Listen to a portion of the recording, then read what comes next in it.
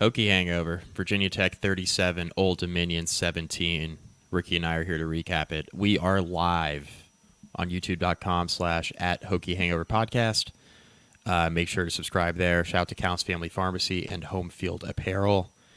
As you all know, you can find the links to all that good stuff in the description of this YouTube video. And then if you're listening on audio, you already are well aware of the deals. And if you've been listener of the show for a while, you know that Jeremy and his team at Counts Family Pharmacy mean a lot to us, so shout out to them. And then shout out to Home Field Apparel, sponsoring our podcast once again this year.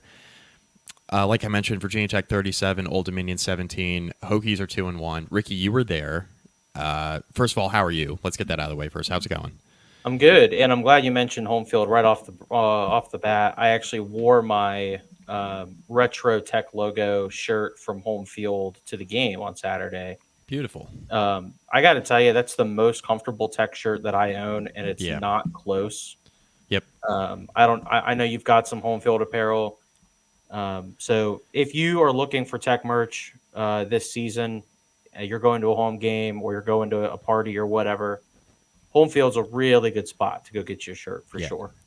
Yeah, for sure. Other than that, I'm doing great. The traffic getting out of the formerly known as Foreman Field was atrocious, but that is Norfolk.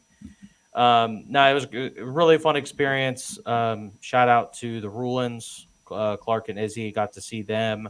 Weekly shout out. Brady Hess got to hang out with Brady for a little bit. For those who don't know, Brady graduated a couple years after me. He's one of the really good ones. So I had a good time. Really entertaining second half, and we'll chop it up here in a minute. But all in all, it was a decidedly different feeling than 2022 when I was also in attendance, and things did not go our way. A little bit better than the premiere for the Brent Pry era, I would say that. Amen. Ricky, I mean, we'll dive right in. First of all, I'll take it. Like it was. Yeah, I think the first thing that Clark said to me, and he may be listening, but the first thing he said was, "Hey, we didn't lose," which is kind of encapsulates the whole performance. I mean, I think I put out on X earlier today because I wanted to kind of give it a sleep on it a little bit after that long drive home. It was a convincing win, but not really an overly impressive win. There's lots to like from this game, and we certainly will get into that tonight. But there are still some things that are showing up on a week-to-week basis, and some stuff that was an issue last year that lead me to believe that this team has not improved to the level that we all thought that it would in the offseason. And while the team may be a little bit better than last year, maybe, and that's still to be determined, to be quite frank, the aspirations that a lot of us had are just not going to happen this year. And we need to not forget that, right? Because I think it's important to remember what this team was supposed to be, but also just to maybe adjust some of our expectations for the rest of the season as we try to navigate what's going to be a really interesting schedule for the rest of the year. Yeah, the games only get harder from here, and I want to start out week. starting this week with Rutgers. Yeah, Virginia Tech, by the way, we'll get into the preview later this week. Hokies open as a short home favorite. Opened at 3. I've seen it at 4.5. So yeah, it's kind of heading in Virginia Tech's direction. But speaking Vegas of lines, this line for the game. ODU game was 14 at the start, and I think it made its way to 17 at one point. Yeah. And then I think the last one I saw was 15.5. Yeah. When we previewed the game, I think the line that I'd have to go back and double check because I was kind of monitoring the line all week and saw it bouncing around. But yeah, I think when we previewed the game, I think we previewed it on Thursday night. Virginia Tech was a 14.5 point favorite, I believe, when we hit record. Right. Saturday morning, it was up to 16.5, like you mentioned, got all the way up to 17. I saw 17 right around midday on Saturday before the game. So it was bouncing all around. And a lot of that had to do with the fact that Old Dominion was playing a backup quarterback, and the backup got hurt, and then they were playing a third-string quarterback. So that was obviously Vegas took into account that the backup was probably going to play. Right, Grant Wilson was out. I mean, let's talk about the good stuff. Right, fast start, first Yes. quarter, really fast start. Offense got off on the right foot. As everybody was still trying to figure out how to log into ESPN Plus, Virginia Tech had already scored. I mean, they made quick work of the first drive, which is really, really encouraging. First time this year we've seen that, right? Virginia Tech score Yeah. on the opening drive. First time that we've seen Virginia Tech go up by 14 early in a game like that. So there was a lot of stuff to like early on. Virginia Tech's game script, I think, to start the game was really good. Hokies, a very good mix of run and pass, a commitment to the run early. And I think that was, a couple things that stood out to me. The reason why Virginia Tech got out to a 14-0 lead. Absolutely. I mean, they almost ran for 300 yards in this game, Yeah. and they averaged over 5 yards a clip. So you're looking at an offense that, a lot of us thought this was going to be maybe a more balanced or slightly pass oriented offense based on the talent that was coming back, what we expected to be some development from Kyron. That's just not the case. And we said it after the Marshall game. We're going to say it again tonight. This offense is going to run through Bashal Tutin and to a somewhat lesser extent Malachi Thomas. And as it looked on Saturday, Kyron Drones using his legs, Right. which Kyron was phenomenal as a rusher in this game. He obviously had that one big play where he essentially trucked an ODU defender or stiff armed him, but he put him on his ass, and it was Yeah. a really impressive run. And this was the kind of performance on the ground that you need to see from a team like Virginia Tech that has aspirations of competing in a Power Four conference against what looks to be a really bad Group of Five team. ODU doesn't have much talent this year. They're I bad. think something we mentioned on the preview. You go back and look at like the 2018 game, the 2022 game. ODU had some guys, especially on offense, right? Yeah. And ODU just doesn't have those guys this year, and they were missing their star linebacker Jason Henderson. He was out. This is just not the same team that's kind of bitten Virginia Tech in the ass in the past, and Virginia Tech took full advantage of that, established dominance. You look at this drive chart, which was really really impressive until, and I want to get into this. Yeah. Um, Virginia Tech goes 7 plays 76, 7 plays 80, 8 plays 40, and that was when they decided to go for it on fourth down and did not convert. Yep. The offense up to that point looked phenomenal. Agree. It looked incredible, and it was exactly the kind of performance that Tech fans wanted to see. And I'm interested to get your thoughts on this because to me, this is when the game completely changed for about an hour and a half, Yeah. where Virginia Tech goes for it on fourth and short, does not convert. And this puts ODU not really like they didn't really generate the momentum right off the rip, but all of the momentum that Tech had built up on those first three drives was gone in an instant. And next thing you know, they come back around, they have to punt, they do another long drive, and then I'm still not sure if that kick got blocked or if it was just a really bad kick. It was. I haven't seen. I was inclined to think that it got blocked, and I That don't was think my it did. initial reaction because And I don't think it did, by the way. But it looked so bad and so uncharacteristic of John Love to yeah. miss a So field goal like that. we were on the complete other end of the stadium, right? So we Yeah. did not have a good view of this field goal attempt, and the first thing I thought was just because how short it was that this had to have been blocked. Yeah. But then, like, I'm going back and thinking it had the perfect like end over end form. Like, so I'm not sure if he just shanked it or what, but Yeah. like to me, it felt like the entire game flipped for essentially what ended up being a quarter and a half on this failure to convert and not taking the field goal there.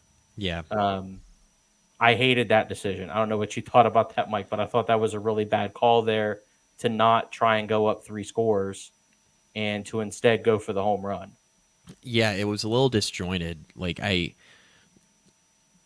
understood the decision to go for it on the third drive of the game, right? You're up 14-0. Defense is playing great. Offense has a bunch of momentum. And I didn't mind the play call, honestly. Like, you ran a slant, you tried to get to Jalen Lane, you missed him. Okay, fine. I was okay with that decision, because otherwise you're kicking a very long field goal there, and It's that's not that fine. long though. They were on the 27. It's fine. That's like a I mean, 43, that's 44 yarder that's in within the John wind, Love's range. into the wind. Was it into the wind? I know it was a little breezy there. Was it into the wind, like in that I think that that would corner of the have been stadium? into the wind on that side. Yeah. So that might have played into it a little bit. That and the fact that I think Actually, it was hold on. fourth and four. This was first quarter. So no, Yeah. this he would have had the wind with him on that, I think. So maybe it was just aggressiveness.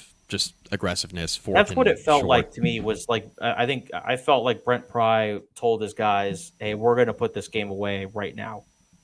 And Right. I know that going up 17 doesn't really put the game away, but it sure as hell is close, right?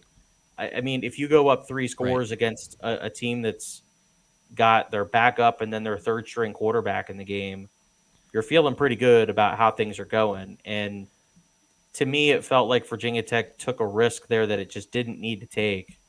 And it made this a really uncomfortable second quarter to watch. Yeah, so you take the risk there, and I think some of it plays into the fact that like the fans have been screaming for the offense to be more aggressive, right? That's kind of been the rallying cry for the first couple of weeks. It's like, why are we so conservative with these play calls? Why are we running all these screen passes on 3rd and 10? Why are we, we've heard that over the first couple of weeks of the year, and I think it's I think in a lot of cases it's valid. I think some of it plays into offensive line incongruence, like just uneven play, etc. I mean, I know they didn't throw it a ton in this game, but to the O-line's credit, no sacks registered in this Much one. better. I thought the offensive line was much better. I know Xavier Chaplin was out, and that was kind of tough to not have him in the game, but I thought Virginia Tech overall did a really nice job in pass protection in this game for Kyron Drones. Yeah, it's a shame Johnny Garrett can't get a nameplate, but that's a different discussion for another day. Looks so bad on TV. I was talking to the folks in our section, and I'm just thinking to myself, this is small time, man. Like at that point, it was like 14-10, and I'm like, man, Johnny Garrett doesn't have an effing nameplate. Like, what are we doing out here? Yeah. Chris Coleman tweeted like either I'm going blind or Johnny Garrett does not have a nameplate. I thought that was pretty funny. I read that tweet. I was like, he did not have a nameplate. This is rough. Which and it's extremely petty for me to bring that up, but it's just one of like the little things that kind of annoys me. You know where we don't have nameplate problems at? Alabama, right? Right. Agree. Right. Yeah. Clemson is not worried about whether or not their 2 deep offensive linemen have nameplates. So what are we doing? That. Yeah, let's get that done. It's little stuff, man. Yeah. So that was frustrating, but the second quarter, this game got really uncomfortable, and ODU popped off a couple big runs. The offense turtled up, and we went into halftime 14-10 thinking, oh, shit, here we go again. Yeah, so like I came away from the first half, and my vantage point watching it on TV a little different than probably the fan reaction on social media, which was like Ricky, as you can imagine, just like in shambles because of just how the second quarter went. Dude, I was in a tech section for this game. We were all in shambles. Yeah. Well, let me tell you that. So I think I'm probably in the minority, but like when I was watching this game on TV, you see Old Dominion, they come away with a couple of explosive plays that when you look at it on replay, I'm like, this is just like Virginia Tech doing Virginia Tech stuff. This isn't like ODU threatening to win because like they have talent. This is like Virginia Tech screwing around. To me, it felt like they were threatening to win because Tech was screwing around. Well, yes, and I think that's fair. It seemed like ever since they went for it and did not convert, Virginia Tech was like, oh, we don't know what to do now. Well, and ODU was like, okay, well, we're gonna start to press the issue here, and agree. And that's what happened, right? So Virginia Tech turns it over on downs. They go for it on 4th and 4. They don't get it, right? They go punt, miss field goal, punt, a punt to end the half. Okay, so you go up for 14-0, having all this offensive momentum, to all of a sudden going for it on fourth down, not getting it. You miss a field goal, and then you have 3 punts. Like that's not great, right? So offense stalls out. Defense, I think for the most part, played pretty well. Kind of sucks that you give up a 65-yard touchdown run to a third-string quarterback who legitimately can't throw the ball down the field. Yeah, And that was then frustrating. you let Bryce Duke break off a big run. Former Virginia Tech friend of the transfer. program. Yep, former friend of the program. Not of this, not of Hokie Hangover, but of the Virginia Tech football program. Yeah, Yeah, I mean that wasn't great. Now I will say, coming and out of see, and halftime. and and Bryce Duke scoring that touchdown made it feel even worse Yeah, yeah, because you're thinking to yourself, Virginia Tech would lose a game where a player that couldn't get on the field at Virginia Tech rips off a big touchdown run right, and in a win over Virginia Tech. right, That's kind of what it felt like we were headed for. right, right. Uh, yeah, I don't know. I mean, second half starts, like Virginia Tech's defense kind of tightened the screws a little bit. I thought Virginia Tech's offense started to get some more solid momentum, right? We'll talk about the red zone stuff because that is an issue, Yep. and we're going to discuss that because that's the reason why Virginia Tech didn't hang 50 on Old Dominion, is because of red zone Yeah. stuff. Yeah. But I mean, Virginia Tech comes out at halftime and you get a couple field goals. 6 plays, 68 yards really made us feel a lot better, to be quite honest with you. And then you have 2 touchdown drives that are sandwiched around a just awful, awful Kyron Drones interception in the end zone. Just Yeah. heave and hope, laid on the throw, underthrew it, just never had a chance of being caught. Just a Yeah, really, it really was bad pick. yeah, I mean, Virginia Tech squandered multiple really good opportunities here. The second field goal, they recover a fumble there. They're inside the red zone. They do absolutely nothing. They kick the field goal. Um, they get a really good Jalen Lane return that gets them across the 50. They're starting, I think it was at the 39. Kyron throws the pick. Um, that was when it felt like, it felt like I didn't think Virginia Tech was going to lose the game, but I'm thinking to myself, this is going to be a sweat fest till the end. Because it seemed like Tech could not do what it needed to put the game away. The And they opportunities kept, were there. Yeah. yeah, they were plentiful. I mean, ODU's passing offense in this game was quite honestly an embarrassment. And I understand that they ended up on their third string quarterback, but they couldn't do anything through the air in this game. And No. Tech's DBs deserve a lot of credit, and quite honestly, Chris Marv deserves a lot of credit in the sense of Marv realized this and was like, okay, well, we're going to play one-on-one on the outside on Yep. everybody. With this, we're going to go Bud Foster style. We're going to go man free, and we're going to make you make some throws Mm-hmm. against man coverage. And ODU, in a lot of ways, just kind of abandoned the pass, which was not helpful for them, given that they were trailing by multiple scores in the second half. I mean, how many times in the second half, especially, was Virginia Tech in cover 1, like you mentioned, basically just man free, and then cover Yeah. 0, where they were just like Yeah. straight up man across the board. They were just not afraid of Old Dominion throwing the ball at all. No, and it's nice in those situations to have 3 DBs, especially 3 corners that you feel pretty good about. I mean, Right. uh, there were times in the first half where I noticed that Mansour was getting subbed out for Dante Lovett, Yeah. and I'm thinking to myself, well, damn, if we're doing healthy subs for Delane in quarter We're 2 feeling or quarter good. 1, We're we feeling must be good. feeling pretty good about Dante. And I thought all 3 of the corners played exceptionally well. I thought Dorian was basically like a blanket. Yeah. Mansour had another good game. I thought Lovett was good as well. Even the safeties, Jalen Jones got put in a lot of one-on-one situations and was fine. Continues to play Um, well. Continues yeah, to play well. overall, the entire back 5, back 4, however you want to look at it, it did exactly what they needed to in this kind of game, which is to Yeah. lock them up. And it made it incredibly difficult for ODU to move the ball through the air, especially with a guy that was throwing flat routes at the feet of the receivers. Well, and Antoine Powell Ryland was a one-man wrecking crew. He Yeah, now accounts for like there's only been 4 sacks in a game recorded, 4 or more sacks in a game recorded in Virginia Tech history, like 4 times, and hasn't he done it twice now? he's now done it twice.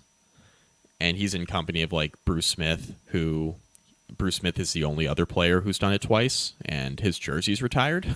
So Yeah. that's I'm tells now, you but everything you need to let's know. be honest. We're not saying that APR is Bruce Smith, but It gives you an idea of how impactful he is and has yeah, been since arriving in Blacksburg. He's been really good. Virginia Tech as a whole defensively, get the couple plays, the couple explosives, and we'll talk more about this here in a bit. The explosive plays are a killer because it's like the same stuff that continues to plague them, just like linebackers out of position, somebody just running by them is really, Yeah. really frustrating to watch.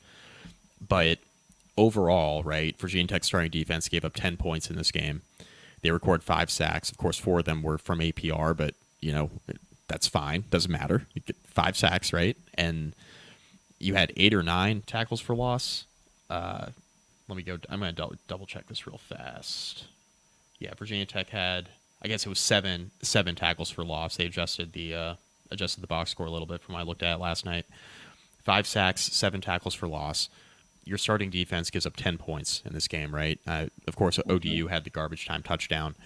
So defense was really good, and that's what really frustrated me about the offense stalling out, which I know we were just talking about. Like coming out of halftime, Virginia Tech's offense gets all this momentum, right? They start driving down the field. They're coming out of half looking pretty good.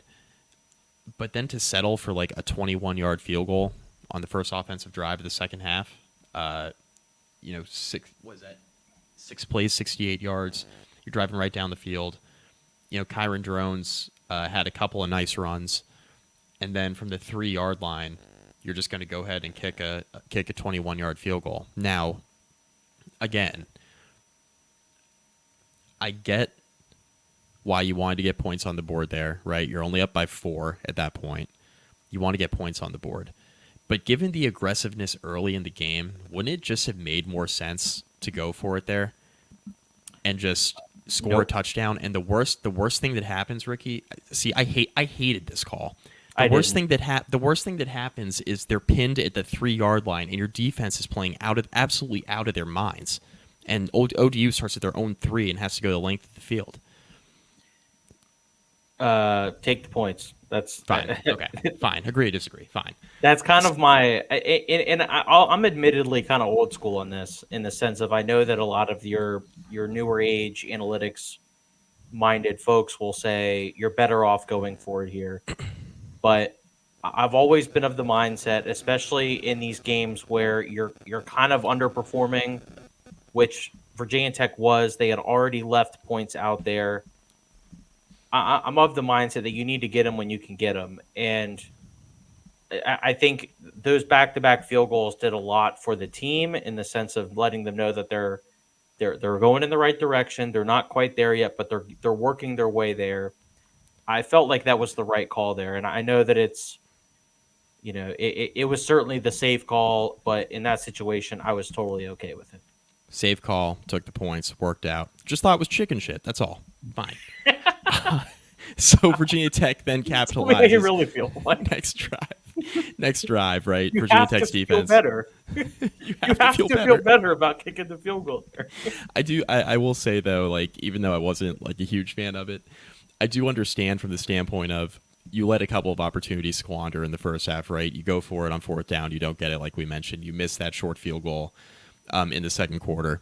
So there were already a couple of offensive possessions that you saw stall out. That first missed the first one when they turned it over on downs.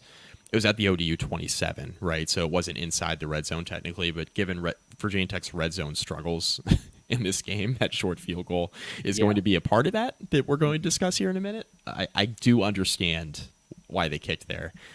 Virginia Tech forces a fumble. They go back down the field, drive stalls out again, right? So another solid offensive possession, and you're kicking another field goal. So now it's 20-10, right? And I'm sitting here thinking, okay, Virginia Tech's now up a couple scores.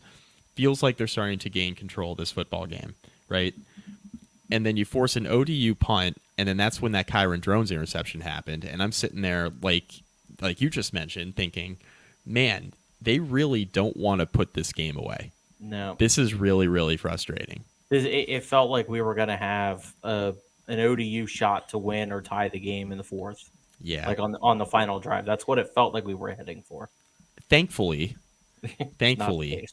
after that, thankfully that was not the case, because after that Kyron Drones interception, I thought this was the biggest drive of the night for the Virginia Tech defense. To come out after that Drones pick, it was really, really bad, right? It kind of killed all momentum after that Jalen Lane return, right? Killed the momentum with that interception, and then the defense forces 3 and out. And I thought that was the biggest defensive drive of the game, because you're up 20-10. You fail once now to basically stick your foot on their throat, but then you force them to go 3 and out, and then you go right down the field and score. And that's when the game ended. That 2 possession sequence there, the complementary football that the defense and the offense played there in that couple minute stretch, that's what ended this football game effectively. And I thought that was gigantic. It was really encouraging to see.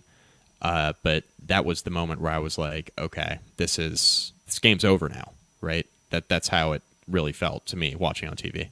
Yeah, it felt like the defensive stop there almost shut the door on ODU, and then the touchdown obviously like boarded it up. Like it was kind of a final nail there, and everything after that was just gravy. But Right.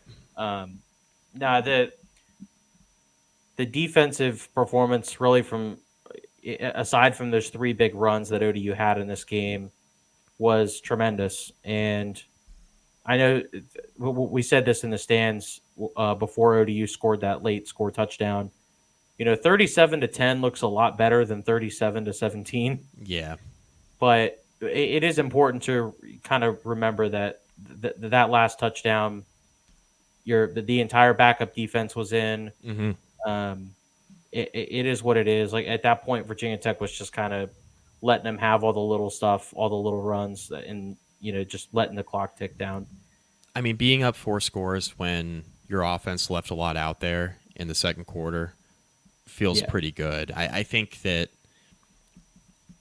what you tweeted, when you said it was like a convincing win or a comfortable win, convincing but not impressive. Convincing but not impressive. I think it was impressive for the most part defensively. Offense, I think, still leaves a lot to be desired. I mean, there's a few things here that I want to discuss bigger picture now with the offense, because I think the defensive issues are pretty much the same as they've always been. It's, are the linebackers going to keep contained? Are the linebackers going to gap fill? Are they going to stay disciplined enough to play their assignment? That's the issue for Virginia Tech's defense. If they do that, they're good. If they do that, they're good. If they don't, they're not. It's very simple. Yeah. Virginia Tech's offense, they run into this issue where they just kind of stall out, right? And it's not always, and Bowen, whenever this happens, Bowen gets killed, right? And he has a hand in it.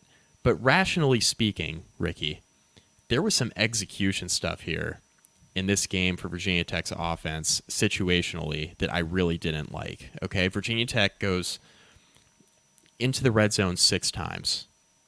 They only score 3 touchdowns in the red zone on those 6 possessions.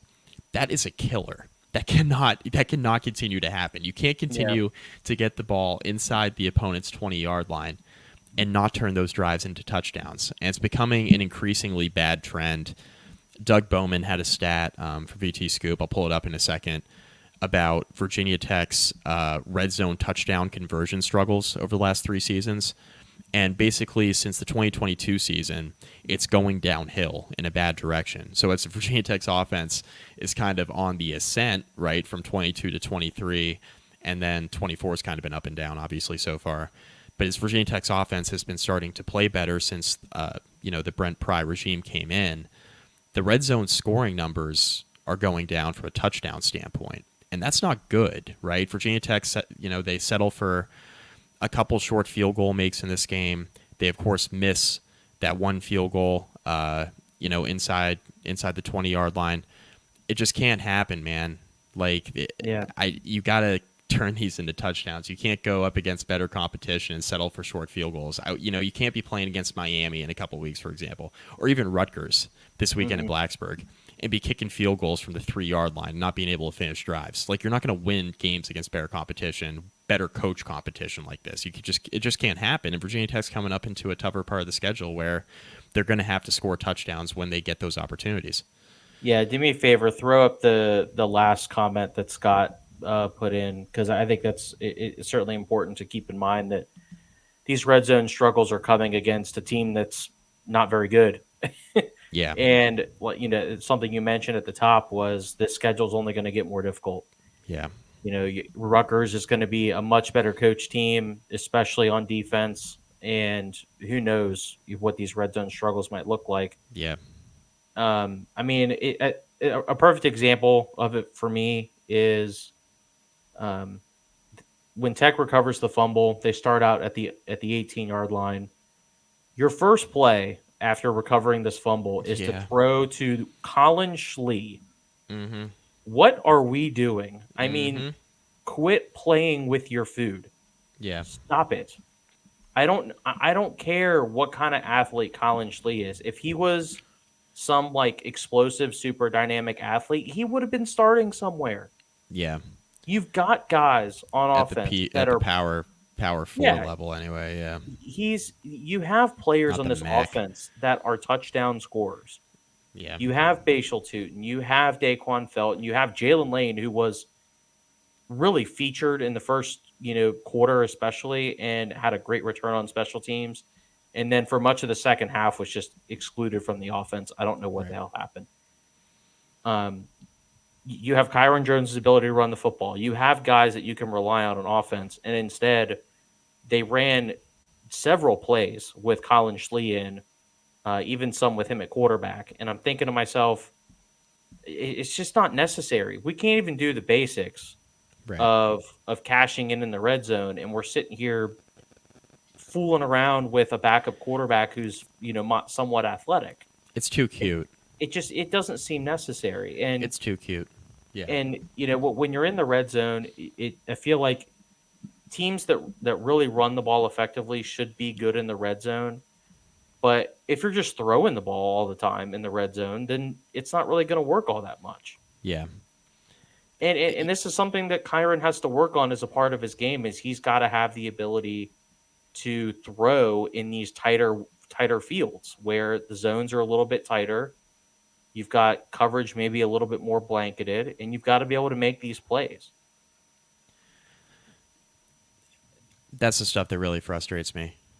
If you want to run a package that you have Colin Schlee and Kyron Drones on the field at the same time, which Virginia Tech did a few different times in this game, and the Several, incomplete not pass a on few, first down. several. It was way more prominent than I would have liked. And I don't really get it because when you do that, you're taking one of your good receivers off the field, right? Like, I know Stephen Gosnell was banged up. I know Allie Jennings was banged up. Yeah. But Virginia Tech has enough depth at receiver to overcome that against Old Dominion. So I don't know why you're running like Colin Schlee out there in these packages, even if your receivers are banged. You know what I mean? I just don't really get it. I don't No, I understand why don't. we're doing I, that. I don't particularly care for it. You should not need gadget plays to beat Old Dominion.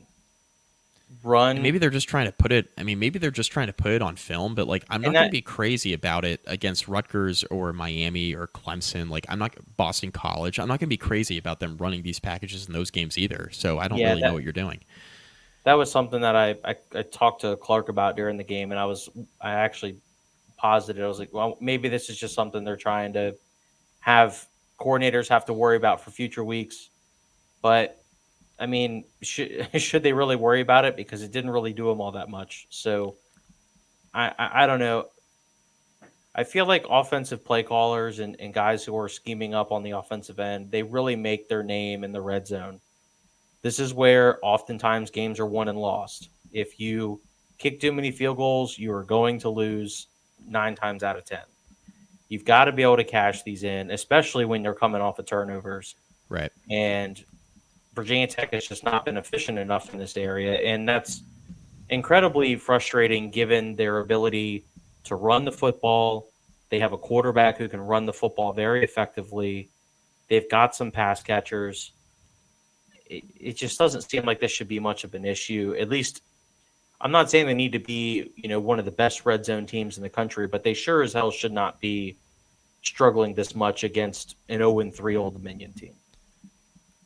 Yeah, it's simply not good. I want to go back and clean something up from earlier. They did officially score that John Love field goal attempt as a block. They did. So okay. yeah, so I just wanted to go ahead and clean that up. Doug Bowman. So I mentioned the touchdown percentage on red zone trips under Tyler Bowen, and I just pulled that tweet back up. So I just want to make sure I mention it. Yeah. In 2022, Virginia Tech scored touchdowns on 64.29% of their red zone possessions. That was tied for 53rd in the FBS. So, middle average. of the pack, right? Pretty average, like slightly above middle of the pack, average, right? And I think Virginia Tech fans would be fine with scoring touchdowns on 65% of their trips to the red zone. I think a lot of Virginia Tech fans would take that, right? 2023. That number fell to 51.39%. That was 105th in the FBS, right? So now we're going from slightly better than middle of the pack to back third, like not good. Entering Saturday, Virginia Tech was flat out at 50% in the red zone on touchdown opportunities. That's tied for 90th in the FBS, and then they went 3 for 6 yesterday. Okay, so 50% still. So you're still sitting at 50%, and I'm going to pull up where Virginia Tech ranks after yesterday, on College Football Reference here. But anyway, Rick, like that's not great, right? Like, no, and it's not gonna. It's going to become even a bigger issue when you're facing more competent opponents than Old Dominion. Yeah. So I mean that's pretty frustrating.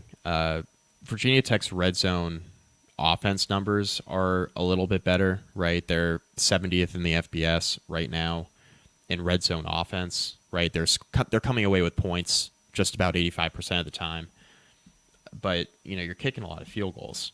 There's right? no reason that number should be 85%. I've Right. always thought that.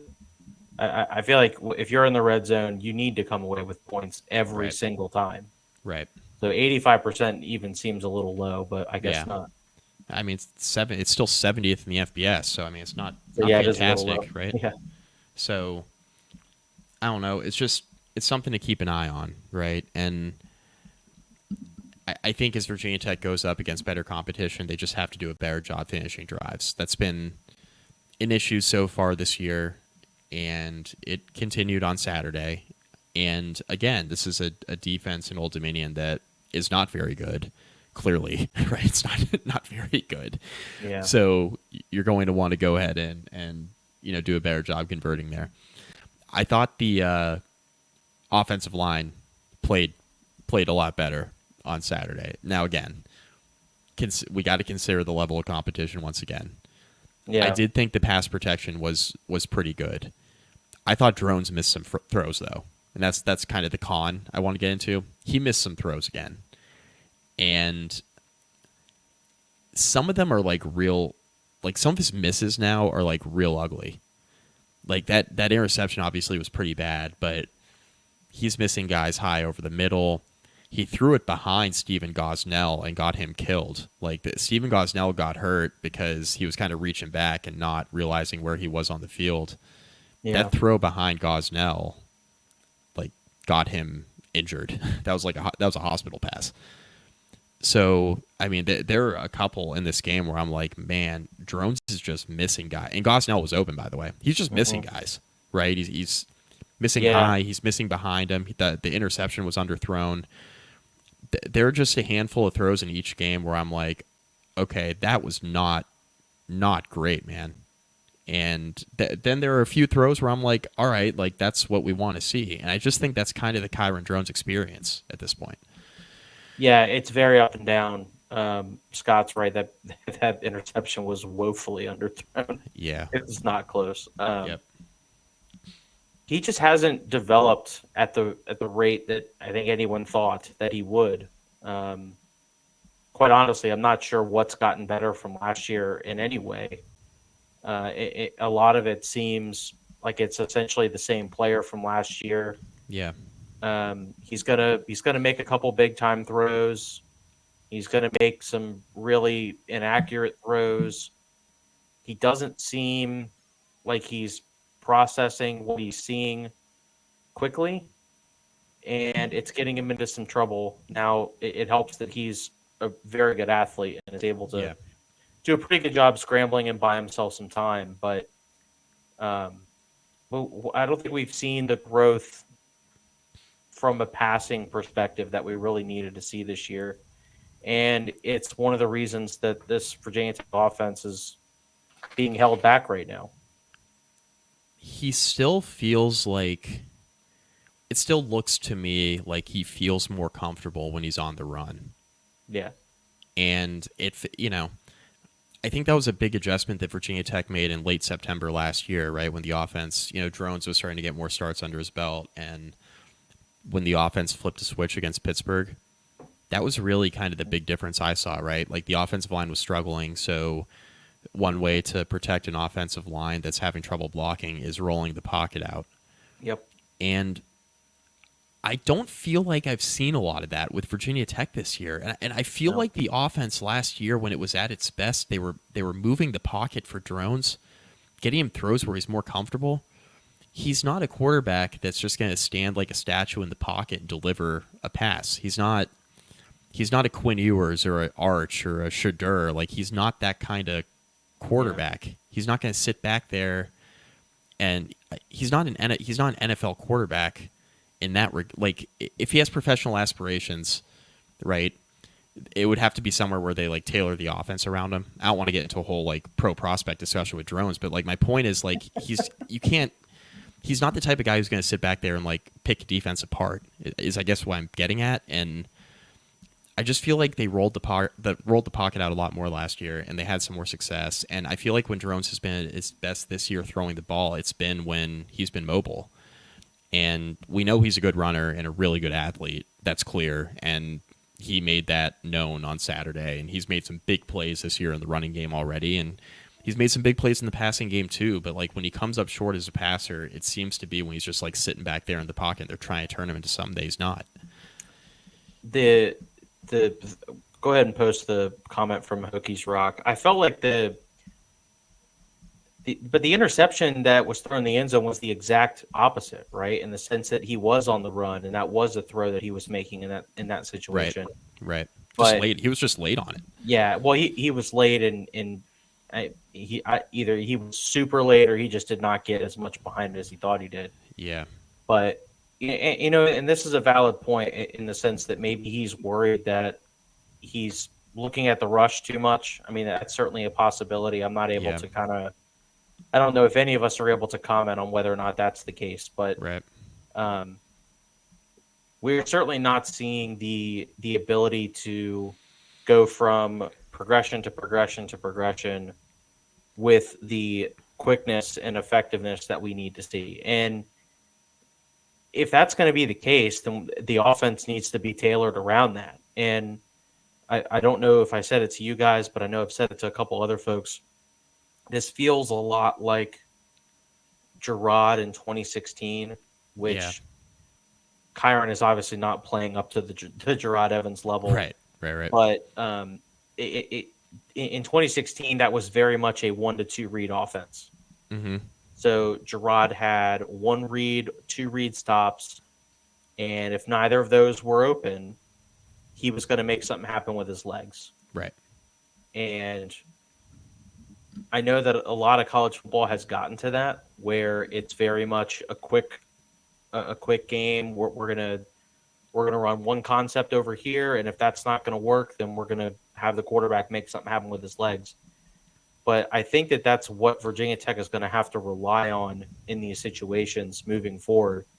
Outside of play action, when you're trying to stretch the ball down the field, if you're going to try the passing game, you're going to have to try and keep Kyron out of some of these more conventional, traditional passing situations where he's going to have to look at 4 or 5 routes, and make a read. Right. Um, Tech's going to have to try and simplify this passing offense a little bit more. I agree. I mean, when And they started Kyron's gonna, and they're gonna have to probably get Kyron more involved with his legs, which they did a great job in this game. And Kyron was phenomenal as a rusher, but we all know that that's, how sustainable is that? But I it think seems if like this offense certainly will benefit if he is making plays with his legs. couple things. Number one, I think if they run drones like they did on Saturday, where they kept going back to the well, but it didn't feel like they were overdoing it, then I think it's fine. Yeah. I also think there's going to come a point in the year where like they're going to get into like the meat of the schedule, and they may just not have a choice, Rick. Like they may just have to run them, especially if this. Yeah, there were some games in 2016 where it felt like they had to run Gerard 25 times, Right. and it did seem a little over the top that year. And you certainly have to hope that we're not going to get into that situation, because I don't think Kyron is built to be a 20 carry a game kind of player, and no quarterback, just to be clear, no quarterback should be asked to have to do that outside of your guys who are running the wishbone. Right. Also, like the thing too is like I think Virginia Tech just as a running back room is in a lot better position than they were with that 2016 team that was really good, right? But Yeah. was loaded at receiver, and Gerard had a great year, but like they did not have Bashal Tutin in the backfield, so that's No. the other They had piece of it. Trayvon Where McMillan. they had Trayvon McMillan, yeah, whose best games came at Colorado, I Under think. Frank Beamer. Well, yeah, or under Frank Beamer. That's Yeah, true his too. best games came That's true, under too. Frank. Yeah, that's true too. Yeah, so I think that the offense still left something to be desired. Yeah. I don't think they're firing on all cylinders. I think they have to force feed Bashal Tutin and Jalen Lane. Yep. Go ahead and throw up Scott's comment, because this is something I told Clark during the Yep. game was I need like 17 carries for Tootin by the end of this game, Yeah. and he had 17 carries in the third quarter. Yeah. I mean, they were not fooling around in this, and I think Scott's right. And this is something I did want to bring up before we wrapped up tonight, and I can kind of segue into that in a second. But Sure. Yeah. yeah, as I mentioned earlier, Tootin is the offense. I think he's the most talented player on this offense. He's explosive. He's physical. He's the guy that they're going to have to try and get the ball to as often as they can. However, Tootin has now been banged up in 2 straight games. Mm-hmm. He's now had, I think, a career high in carries in his last 2 games. So I don't know if he's going to be able to carry this load for the rest of the season. If he is, that's phenomenal, because I think Virginia Tech has got a really good shot at winning football games if Bashal Tutin's running it 20 plus times a game. If he can show he can carry that load, he's going to be playing on Sundays, Rick. Yeah, I mean he's very, very athletic, and Yeah. he's very talented. He's very physical, and he's got the ability to catch the ball out of the backfield, which Yeah. Virginia Tech did not. I don't think they really utilized in this game. Oh, he did have one. He had a target and a catch for 1 loss. So Tutin's going to have to be the guy that this offense runs through. But to kind of segue into the last point I really wanted to make tonight, there were some injuries that piled up in this game. Yeah, there were. So Chaplin in warmups goes down, doesn't play. Ollie Jennings goes down in the second quarter, doesn't play in the second half. Kelly Lawson goes down in the fourth, did not play the rest of the game. Tootin, like I said, banged up. Huge leg brace. He did, yeah. He came back and was a baller. Yeah. But running through people with his leg brace. Yeah, the second straight game where Tootin has been banged up. Yep. So one of the things we talked about, Mike, before the season started was the depth on this team is still not great. Mm-hmm. So if Virginia Tech is going to have to start facing the injury bug in the first third of the season, Mm-hmm. things are gonna get kind of ugly in some areas. So I'm not incredibly worried about Kelly Lawson in the sense of he's sort of kind of not really playing starter plays anyway. Mm-hmm. I know he's athletic and I know he can make some plays, but I'm not sure he's a super He's not impactful player irreplaceable. on this defense. He's not irreplaceable, right? Yeah. The Chaplin injury is a little worrying. I'm hopeful he's able to come back this week and play. Jennings, I know Tech's got a lot of receiver depth, but I really do think Jennings is one of the top three guys on this team. Yeah. Yep. Even though he was getting subbed out quite a bit in the first half. I don't know if you guys noticed that, but Aiden Green was getting a lot of snaps at receiver. Stephen Gosnell obviously getting a lot of snaps at receiver. So Ollie Jennings was kind of rotating in and out with those guys in equal usage. But the one to watch is Tootin. They need to wrap him up in between games. And Put him in bubble wrap. Yeah, make sure that boy is getting as much work on the training table as he needs. Michelin man. Mm-hmm. I just think it's all the more important that Virginia Tech figures something out in the pass game. And also we didn't even mention that Stroman's hurt and Nick Gallo hasn't played yet.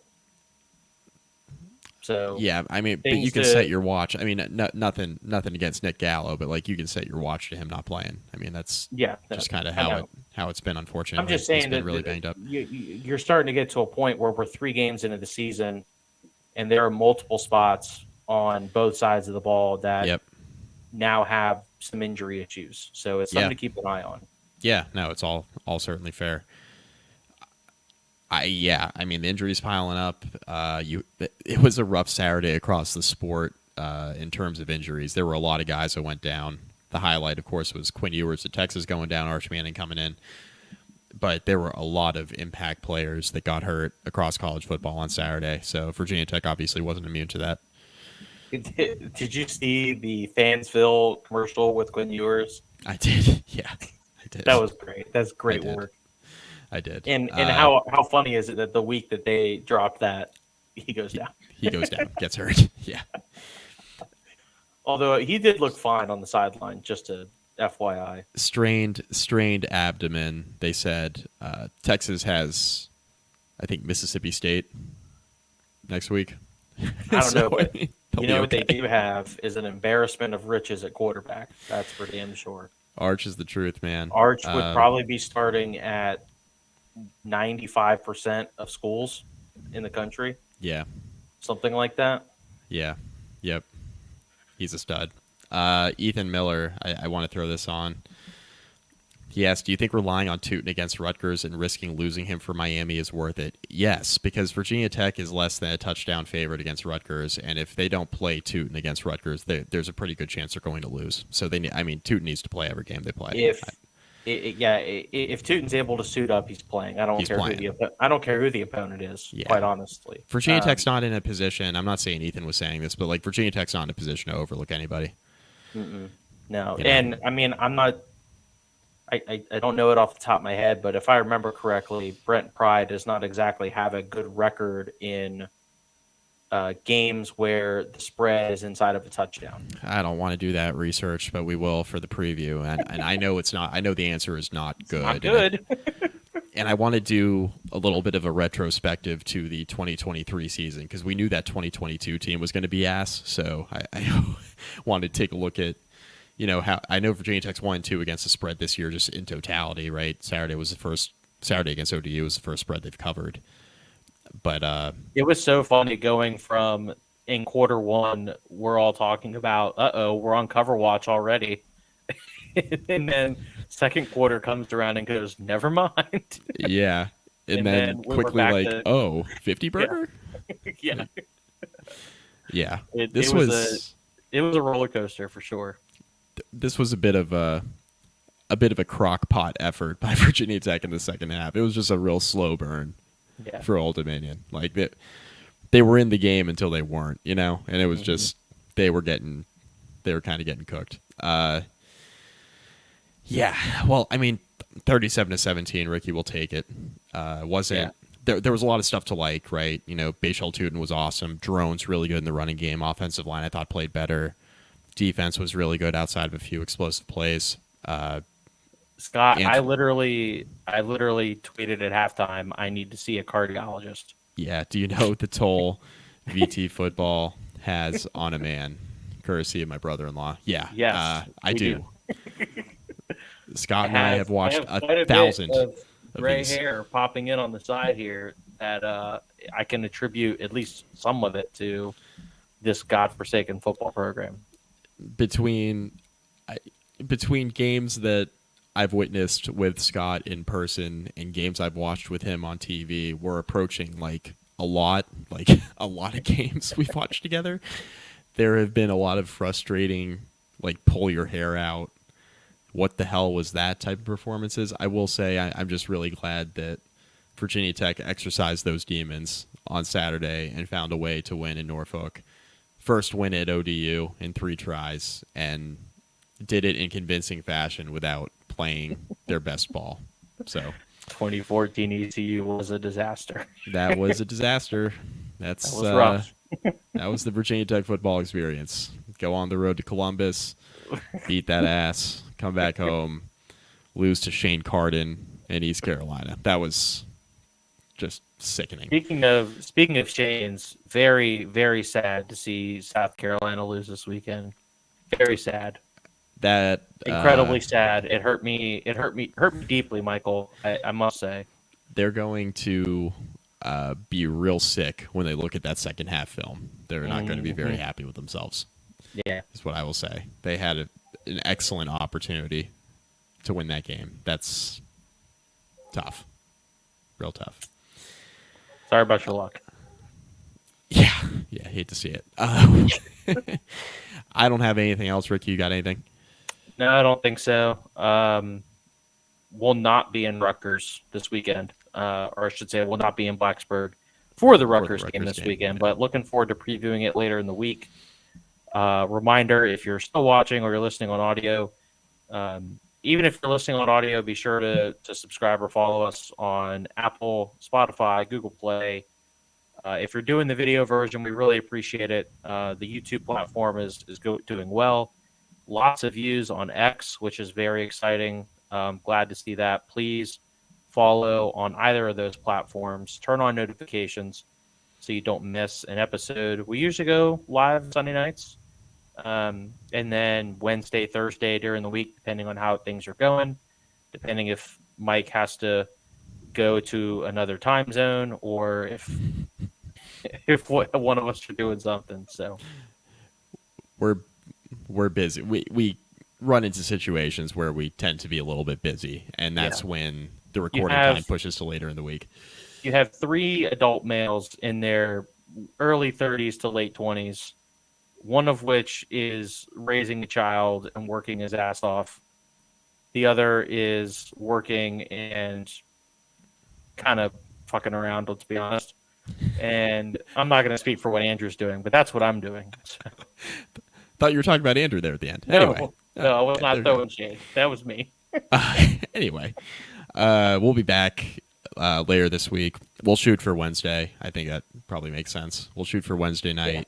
Yeah. We will either way, you know, whether it's Wednesday or another night this week, we will send out a post on X letting everybody know when we plan to go live. If you want to join us live, expect the audio out of this podcast. If maybe you joined late and you want to listen back, go ahead and do that on YouTube. If you don't have the time tonight, this will be available on audio Monday morning. So thanks for everybody subscribing to the YouTube and following us on social media. And we're going to keep this train rolling forward. Virginia Tech 2-1, and it's Rutgers week, and we'll preview the Scarlet Knights. They are well coached, and they are going to be a tough out in Lane Stadium on Saturday, so we'll preview that later in the week. But until then, go Hokies.